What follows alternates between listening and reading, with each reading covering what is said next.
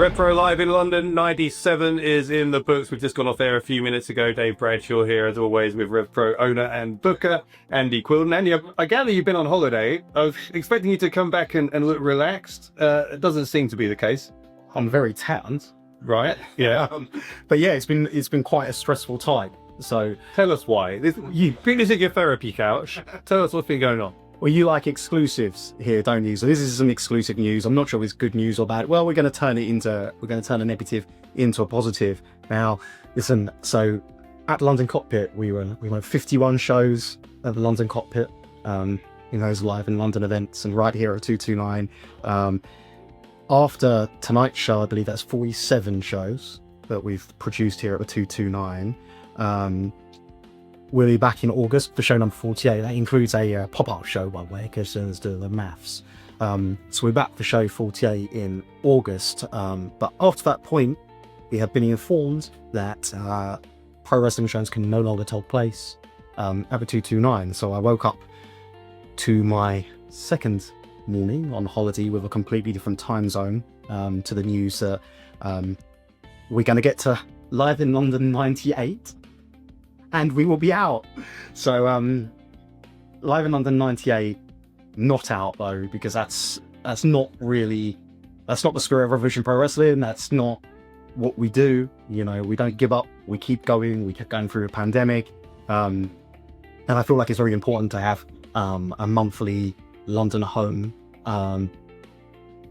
And basically my vacation was spent frantically searching venues in London, making sure we could find an appropriate space, and also trying to find somewhere which was as close as possible to the T29 as well, bearing in mind that we've got a lot of people who've purchased season tickets. So I guess the news I'm telling you is from September, our monthly London show is going to have a new home. Bit of housekeeping. Unfortunately, the first Sunday of September's unavailable, so the Live in London 99 is going to move forward to Saturday, the 6th of September. So it's going to move forward by 24 hours. Now, listen, I know there's people who've purchased tickets already. You will all be contacted about this. Look, we're Sunday today. This can't go out until Tuesday, and I'm not going to let it go out until we've officially signed the contract. So I guess if this doesn't go out, then it hasn't happened. So I guess we can say officially we are moving. But as soon as we've signed the contract, we will email all ticket holders and inform them what's going on. Of course, anyone who can no longer make the event will be entitled to a full refund. And season ticket holders, we will offer an event in lieu of that event if you can't make it. And we will figure it out, and we will make good with everyone. So this is all very fresh and new. But the new venue is called the Porchester Hall. It's by Royal Oak Tube Station, literally a 2 minute or less minute for the Royal Oak Tube Station, which is on the Hammersmith and City line and the Circle line. It's about 15-minute drive from the 229, 15 minutes on the tube from the 229. So in terms of location, it's ideal. It gives us the opportunity to try and expand our London shows as well, and then try and get more people in. It's a bigger venue. It's a beautiful venue, and it's one that I hope we can make our London home. So we've got everything set to go. We're going to do September, and touch wood, that's going to go well. And providing that goes well, we're locked in until the end of 2026 and hopefully beyond. So there's a lot of, yeah. So just to be clear then, so August in the 229, Correct. as previously scheduled. September, our new home, but on a day earlier. Yep. September 6th. And then from October onwards, still on the same dates that were advertised, first Sunday of the month. But again, we're over at Royal Oak. Yeah. Porchester Hall. Porchester Hall. Yeah, Royal Oak Tube Station. Royal Oak. So this is what you need to know.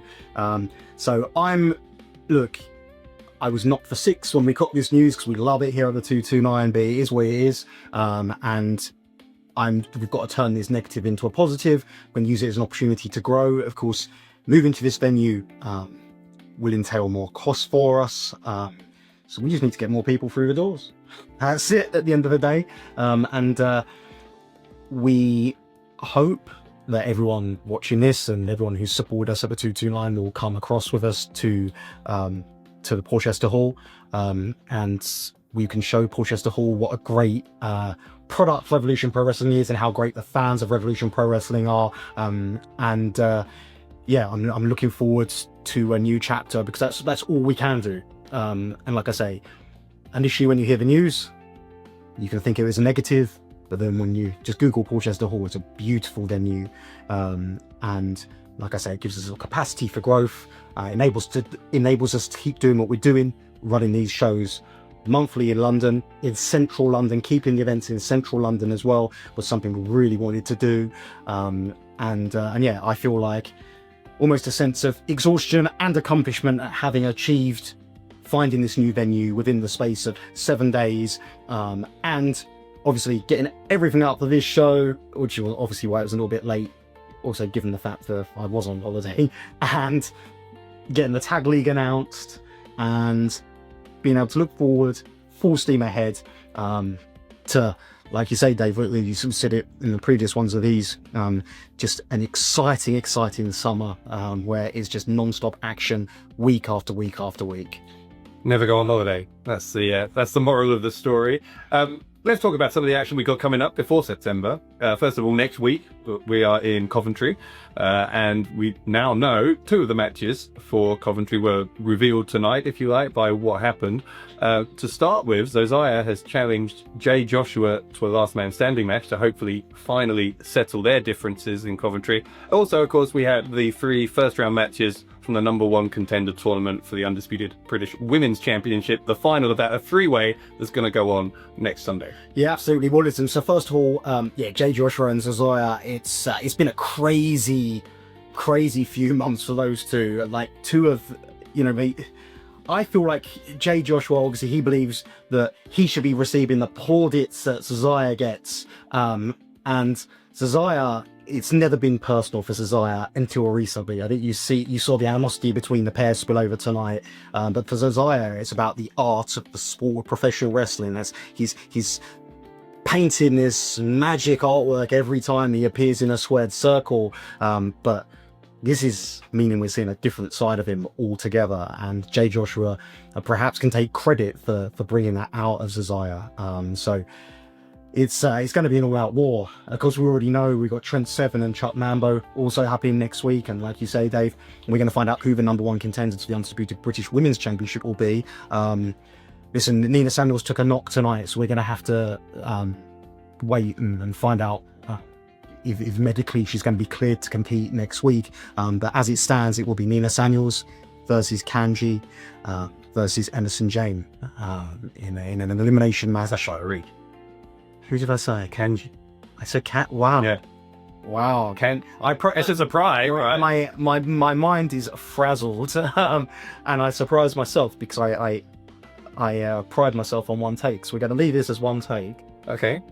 And so Sapphire Reed, who defeated Kangji today in what can be seen as a huge upset, and what was a hell of a professional wrestling match as well. It was fantastic. It was hard hitting. It was technical. I think it really benefited. You saw Sapphire Reed essentially sending Gazebo to the back, and wanting to see if she had the metal to get it done on her own, and she absolutely did. It was a huge victory against Kangji, and I think that it's going to be very interesting to see what happens next week in Coventry, to see who will go on to July 25th Summer Sizzler to compete against Mercedes Mone. As we know, July 25th, as well as Mercedes Mone, against whoever wins that tournament, we know that the Tranquilos de Japón, Naito and Bushi, my pronunciation up, I think my Spanish A-level, thank you very much. So they're going to be there as well. We know it's Michael Oku against Ricky Knight Jr. That one continuing to boil over the tension there. And then from there, we are headed into August and just powering on towards the 13th anniversary show. Big announcement from Sha Samuels at the end of the show tonight. He was, of course, the Revolution Rumble winner. No surprise that he's going to cash in his opportunity for a match of his choice to have a shot at the Undisputed British Heavyweight title. Not really any surprise that he would do it at the anniversary show either. but he's announced now that if he doesn't win the title that weekend in August, it will be his last match. His 23-year career in British wrestling will come to an end. Yeah, and that's the way he put it was quite apt, really.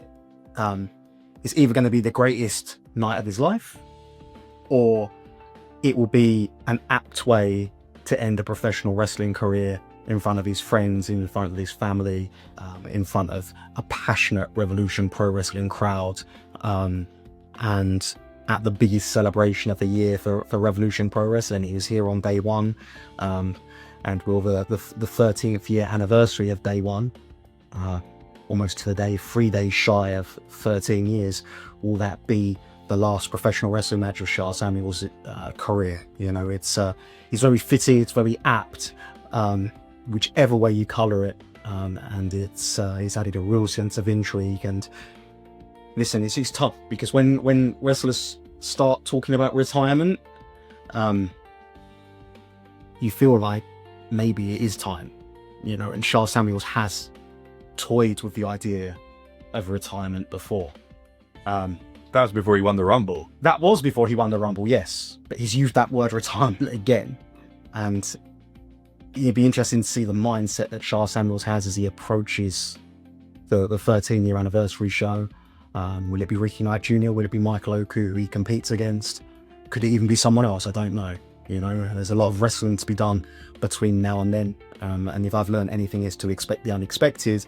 But yeah, it's going to be an occasion, whichever way you look at it, it's going to be an occasion, August 23rd at the Crystal Palace National Sports Centre. Well, speaking of lots of wrestling still to come, just lastly, before I let you go, let's just talk about some of the other big events we've got coming up. And there's a real international flavour. We've talked about this before, but we're going to Germany, we're going to France. Fantastica Mania is coming over here to the UK. What are you most looking forward to in the next 3-4 months here? Getting to the end of it all. No, I'm looking forward to it all. I love it. I love professional wrestling. I wouldn't be doing this if I didn't love it. You know, it's a thankless job very often, but I feel like when we create moments that last with us, you know, when you get those goosebumps, nothing can replicate that feeling of getting lost in a professional wrestling show. I think sometimes we put too much thought into all the intricacies of everyday life, and just to be able to get lost in, especially the state of the world at the moment, right? But just to be able to get lost in professional wrestling is something which I will never take for granted, and I will always be absolutely thankful for. So I'm looking forward to each and every stop on the way. I'm looking forward to the birthday celebration of 13 years of Revolution Pro Wrestling. I'm looking forward to finding a new home in the Portchester Hall, and kind of continuing to grow Revolution Pro Wrestling, so we celebrate many more birthdays. And as you mentioned, Fantastica Mania, so I think it'd be rude of me not to throw in a little plug. So we're going to put tickets on Fantastica Mania on sale. So we're going to start off by just selling 2-day tickets. Those 2-day tickets are going to be available from this Thursday for our mailing list subscribers. So we will send everyone out an email, and it's just going to be, like I say, just a 2-show tickets. We're doing 2 shows in one day. So we're going to put a nice package together, so you can get a very good price of the 2 shows, because that's, you know, one of the things we want to do. You know, I alluded to the fact that London's very expensive, and one of the things that we're able to do by being in Wolverhampton is we're able to be a bit more competitive with the pricing structure. And again, that's my goal, has always been, you know, people can look at some of the shows and be like, you know, this is expensive, that's it, but we always try to make sure the entry-level ticket is as cheap as possible. We always try to make sure we price the shows as cheap as possible to ensure that as many people as possible can come and watch our professional wrestling shows, because that's ultimately, that's what we're all about. Even though the margins are very tight, we just kind of want to do good by professional wrestling. I hope that somewhere along the line that good karma catches up with us, you know. So that's going to be happening from this Thursday. I think you can anticipate names to start being announced from this week. We've got 12 names coming over this year from CMLL, and you can expect us to annoyingly drip feed the names as we approach October. But it's like I say, I said it last week, I'll say it every time. Lucha Libre professional wrestling, you know, that Lucha Libre style of professional wrestling, I should say, is something what I believe is the next iteration of professional wrestling. You know, the mixing of the styles with the style that we know, and then the Mexican style. I think that is what's going to lead to the next big boom in pro wrestling. I think we're starting to see the ripples around the wrestling world, be it WWE or AEW, you know. So I think it's just an exciting time, and I'm just glad to be a part of this ride and being able to continue to deliver something unique, and something that, you know, when I was a fan, if you wanted to see, you'd have to travel to the other side of the world to see, you know. And I think, you know, being able to deliver these huge stars on such a consistent and regular basis, it almost becomes taken for granted, I guess. I think that shows you how far we've come. And of course, you travelled halfway across the world to try and have a week off from it, and finally failed to be able to do that. But for every moment like that, stressful moment on a Mexican beach, there's the big moments that we're talking about, and many more of those to come. Andy, thank you so much as always for joining us today. We'll see you next week in Coventry. Absolutely. I should add as well, we obviously announced the Great British Tag League. The blocks are loaded. Obviously, we've crammed a lot of stuff in today's, and I would have loved to have spoken more about the show that we've had today on RevProOnDemand.com, right here live in the 229. But you're just gonna have to watch the Rev Pro recap for that. I don't know, I've lost my track. I'm so tired. I better go recall that Rev Pro. You go record the Rev Pro recap. We're getting to the Great British Tag League next week in Coventry. We'll break down the Great British Tag League, the blocks, the dates, and all the good stuff. We can start circling those dates in our diary to get excited about. It all leads to the 13-year anniversary show weekend, where the finals of the Great British Tag League will take place.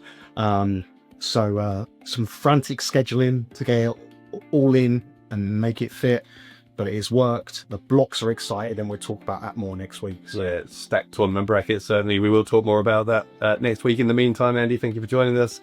I've been Dave Bradshaw. We'll see you soon.